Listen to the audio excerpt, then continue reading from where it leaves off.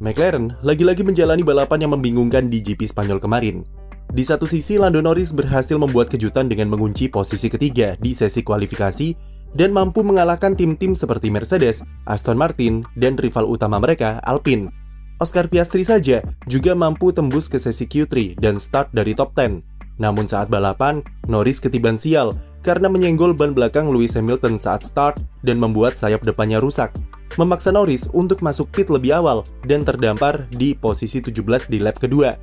Namun, bukan itu yang membuat McLaren bingung, tetapi kecepatan mereka secara keseluruhan saat balapan berbeda jauh dari kecepatan saat kualifikasi. Raihan posisi ketiga yang diraih Norris seakan-akan memberi harapan palsu kepada McLaren, karena ketika balapan ternyata race pace mobil mereka jauh dari kata kompetitif. Seandainya Norris tidak apes saat start pun, mereka mungkin akan terjun bebas ke posisi 9 atau 10 saat finish.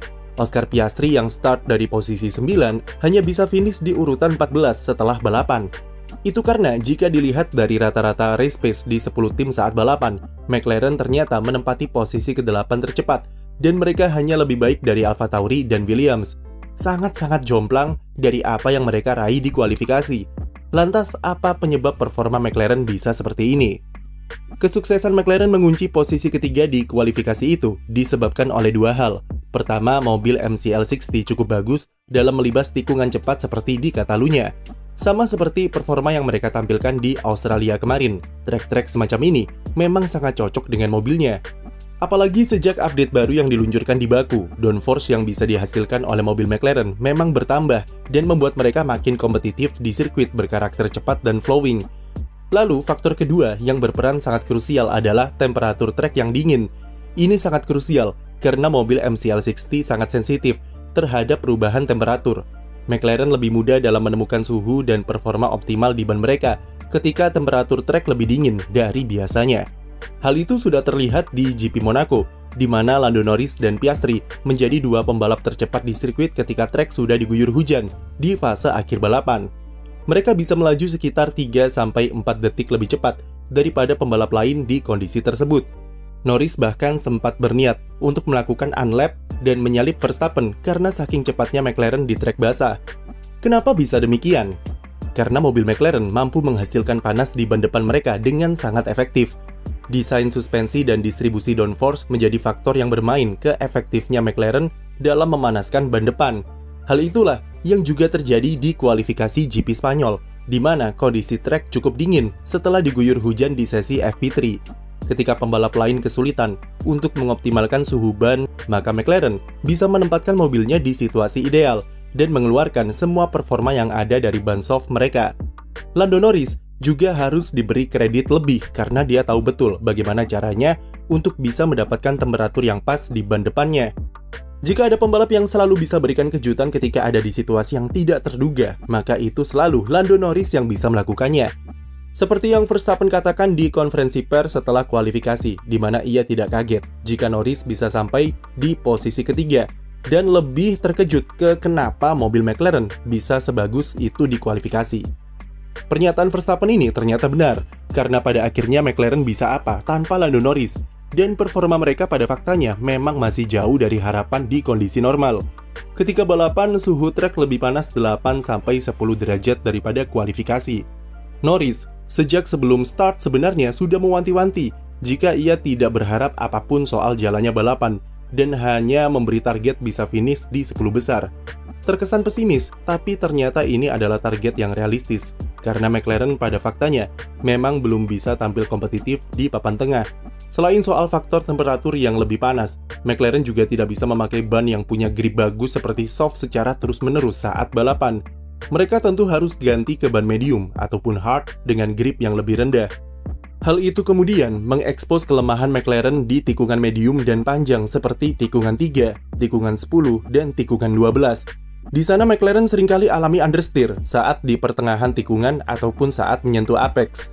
Karakteristik mobil MCL60 juga alami perubahan yang cukup signifikan ketika dipakai dengan keadaan bahan bakar penuh saat balapan, menandakan jika masalah keseimbangan atau balance mobil yang memang masih kacau sejauh ini. Selain itu, meski McLaren bisa dibilang adalah tim terbaik yang bisa memaksimalkan temperatur ban saat kualifikasi, namun berbalik 180 derajat saat balapan di mana mereka tidak bisa mengoptimalkan performa dari ban medium ataupun hard. Semua penyakit di McLaren ini sudah mereka prediksi sejak awal peluncuran mobil MCL60. Kesalahan pendekatan dalam pengembangan mobil musim lalu yang berujung ke tim yang tidak bisa memenuhi target untuk development mobil 2023, membuat tim sudah pesimis sebelum start balapan dimulai.